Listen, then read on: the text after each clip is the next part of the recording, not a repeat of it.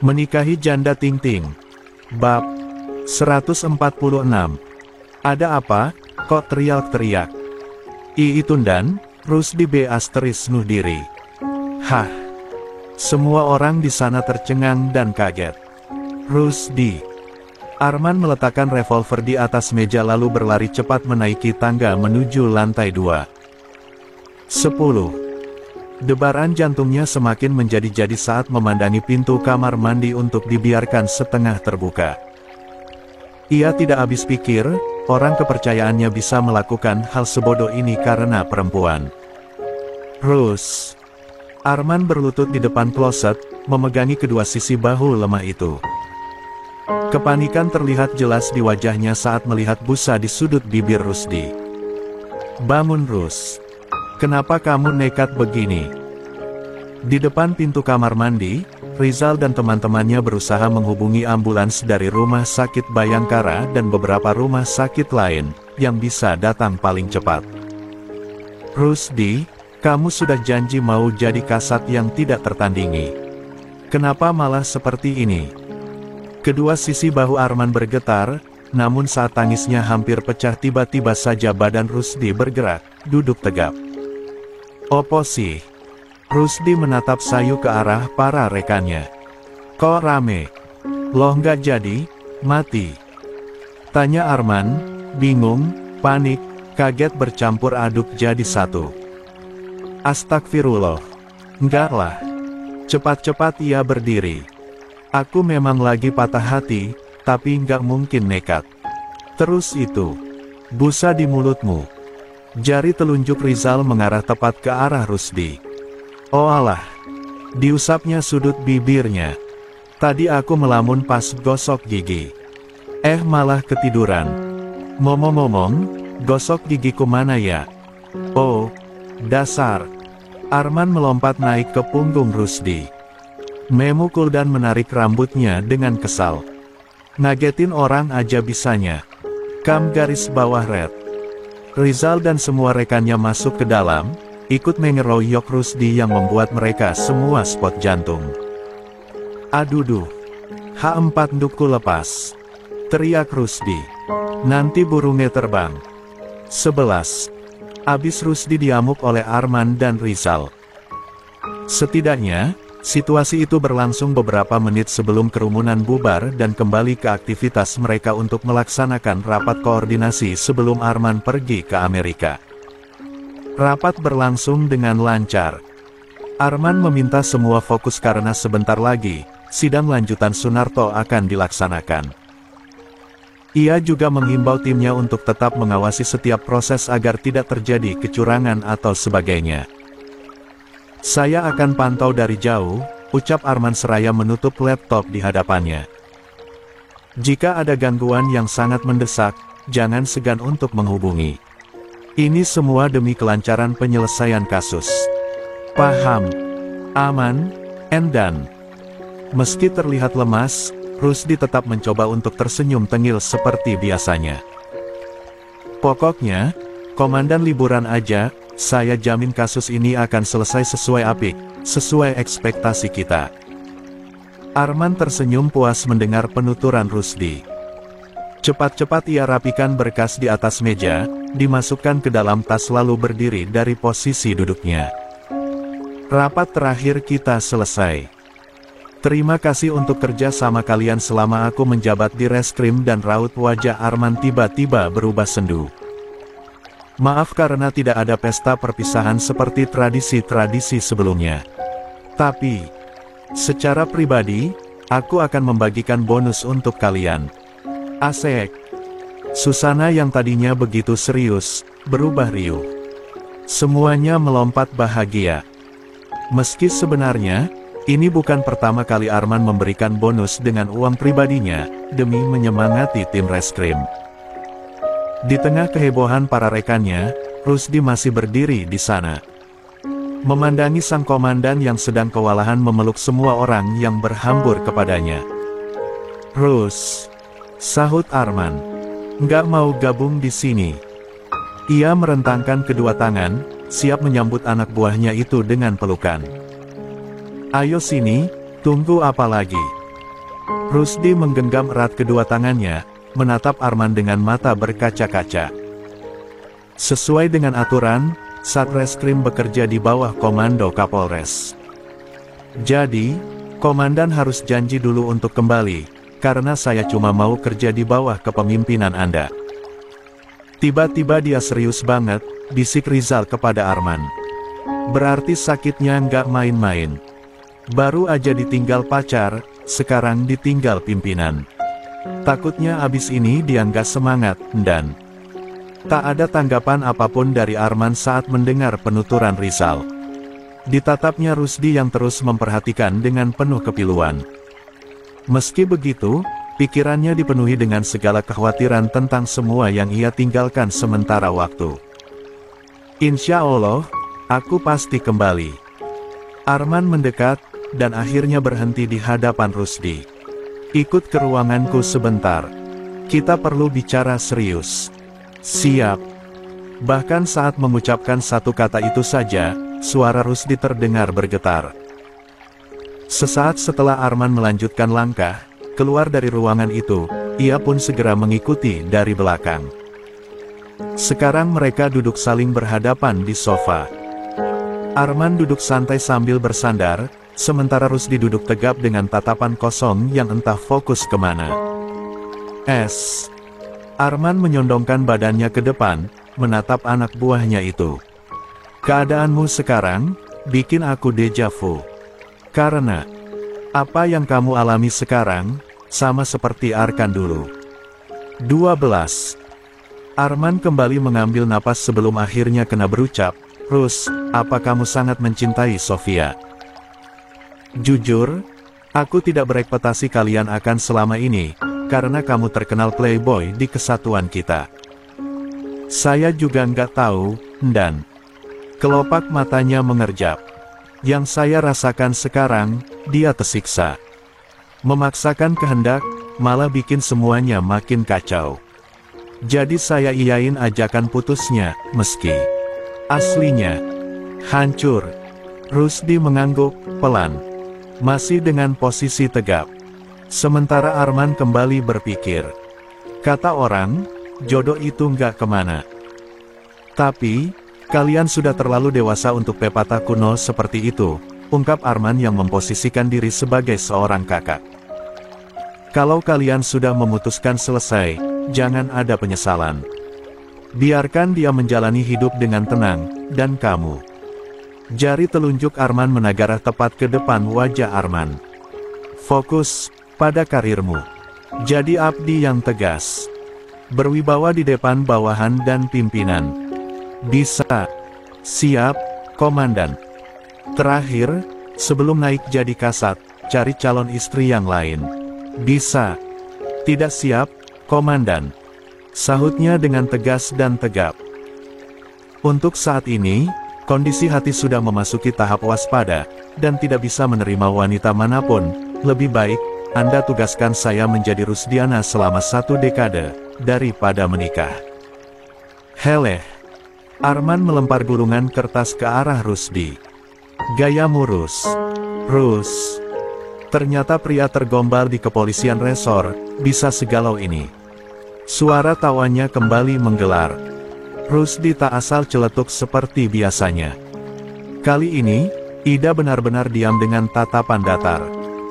Karena masih memikirkan wanita yang ingin ia raih, tapi tak dapat digapai.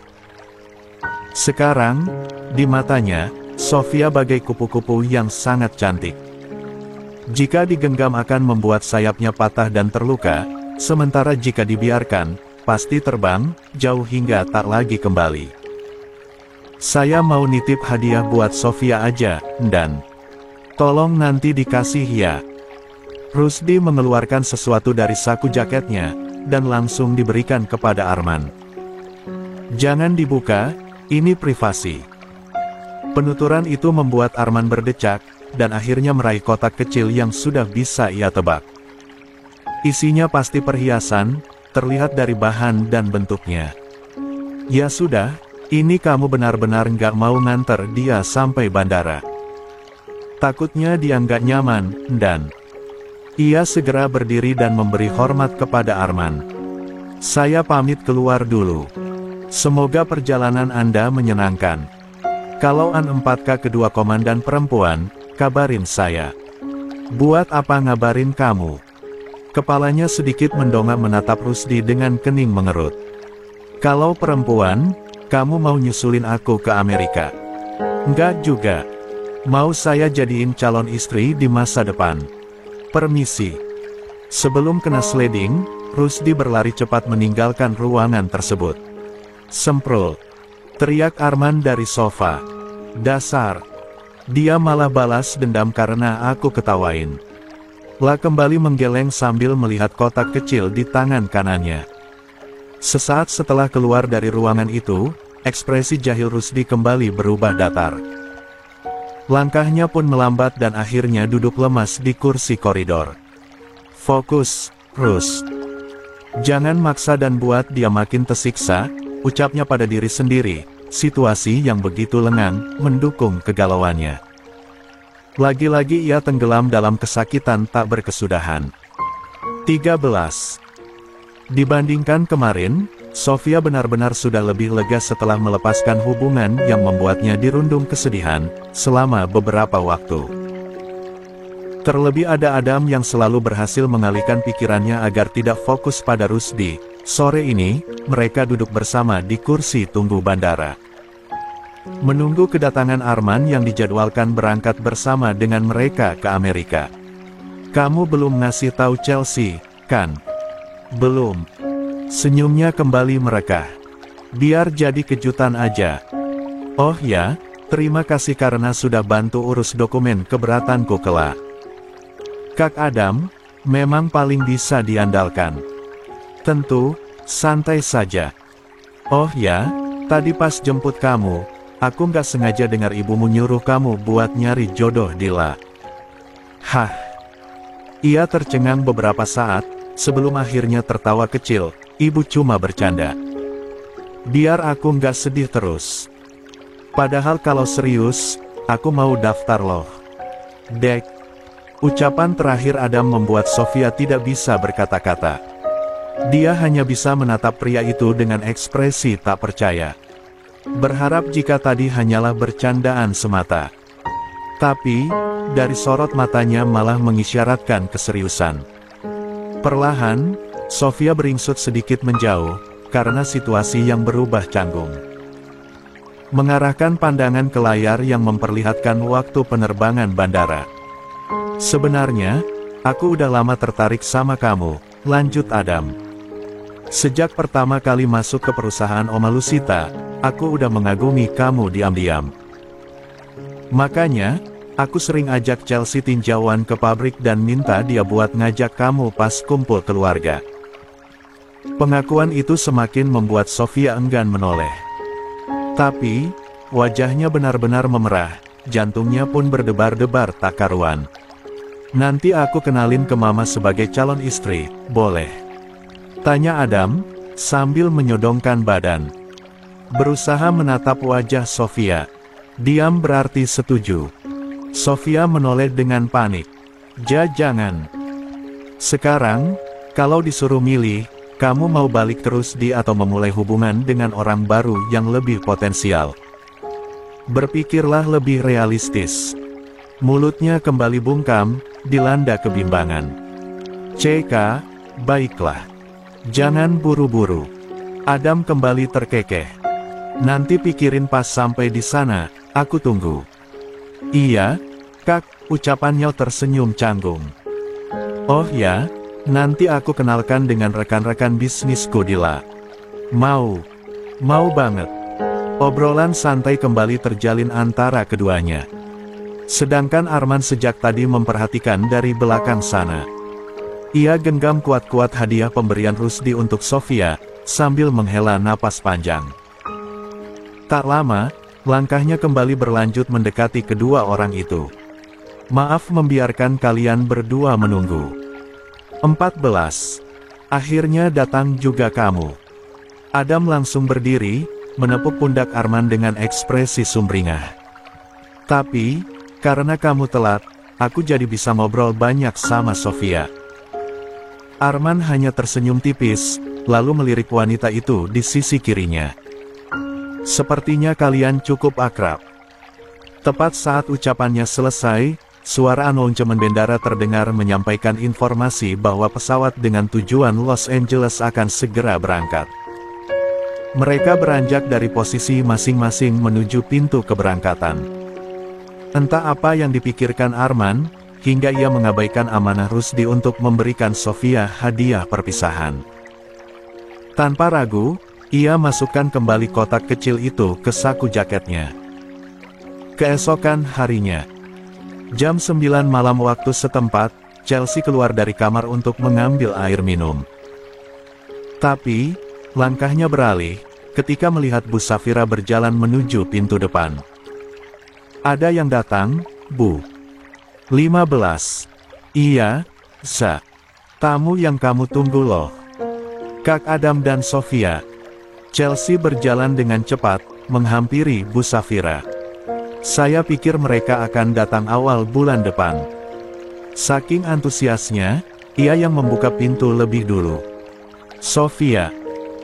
Serunya sambil merentangkan tangan saat melihat Sofia baru saja turun dari taksi bersamaan dengan Adam yang sedang menurunkan barang dari bagasi. Kedua sahabat itu saling berpelukan, untuk melepas rindu. Sementara Bu Safira nampak mencari-cari sosok tamu lain yang belum kelihatan sejak tadi. Dam. Ditepuknya pundak Adam, sambil bicara berbisik. Arman mana? Bukannya kalian mau datang bertiga? Sebelum menjawab, ia masih sempat melirik ke arah Chelsea yang tengah asik mengobrol dengan Sofia. Lalu kembali beralih kepada sang ibunda. Ada masalah bagasi di bandara. Arman mungkin akan menyusul kemari beberapa jam lagi. Oh. Kepala beliau mengangguk dan akhirnya bisa bernapaskan lega. Menoleh, memandangi Sofia sambil tersenyum-senyum penuh arti. Dam, kamu kenal dekat sama Sofia ternyata. Mama baru tahu dari Chelsea. Namanya juga satu perusahaan. Ia ikut memandangi Sofia. Menurut Mama gimana? Gimana apanya? Bukannya menjawab, Adam hanya mengangkat kedua sisi bahu, lalu bergegas masuk ke dalam sambil membawa sebagian barang, karena sebagian lagi masih diproses oleh pihak bandara. Tak adanya jawaban dari Adam membuat rasa penasaran Bu Safira menjadi-jadi. Ia hampiri wanita yang sedang asik mengobrol dengan Chelsea, dan langsung memeluknya dengan ramah. Selamat datang di kediaman sederhana kami, Nak Sofi. Terima kasih, Bu.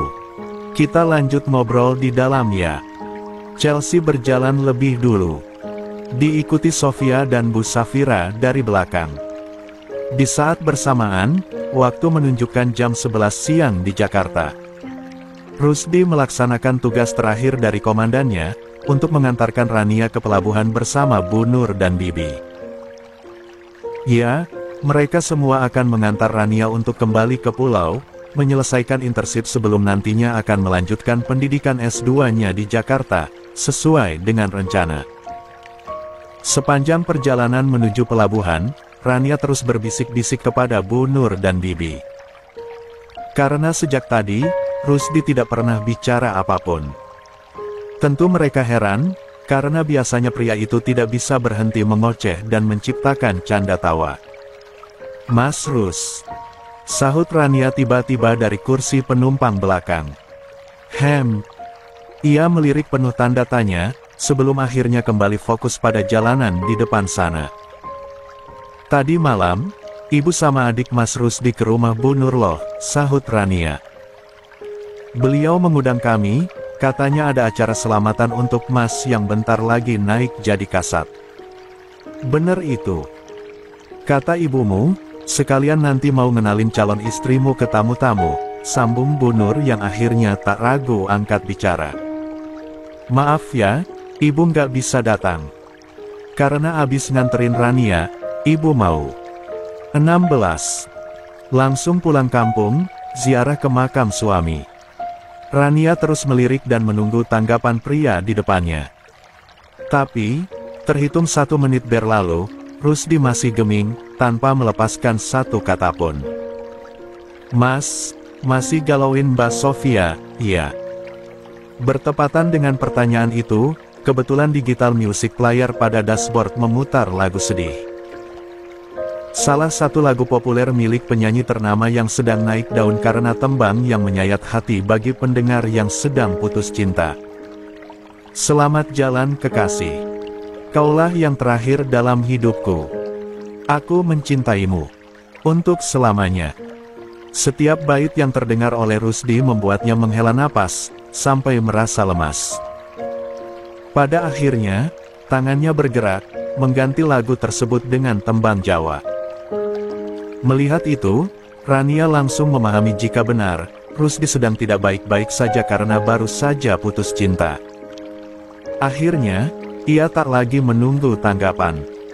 Memilih menyadarkan punggung pada jok mobil. Yang sabar Mas Rus. Itu ibu Mas lagi nyiapin pengganti. Siapa tahu cocok, ungkap Rania, ragu-ragu. Aku nggak siap, Ran. Dan nggak akan pernah nikah. Hus. Bu Nur menegapkan kepalanya dengan panik. Menyondong ke arah Rusdi dengan ekspresi kesal yang terlihat jelas. Jangan ngomong sembarangan gitu loh Rus. Kamu juga harus buka lembaran baru, sama seperti Sofia. Saya dengar, yang mau dijodohkan sama Mas Rusdi itu masih keturunan orang ningrat loh, sahut Bibi, kenalan aja dulu, Mas. Siapa tahu memang jodoh. Setuju. Jodoh nggak ada yang tahu. Ketiga wanita di belakang sana terus bicara untuk meyakinkan. Tapi, Rusdi sama sekali tak menanggapi. Ia kembali memilih diam untuk menikmati rasa sakitnya sendiri.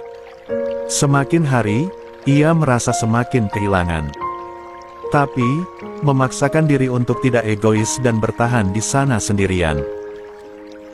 Padahal, hampir setiap detik benaknya dipenuhi dengan pertanyaan, apa dirinya bisa bertahan tanpa wanita yang dulu selalu menjadi penyemangat hidupnya.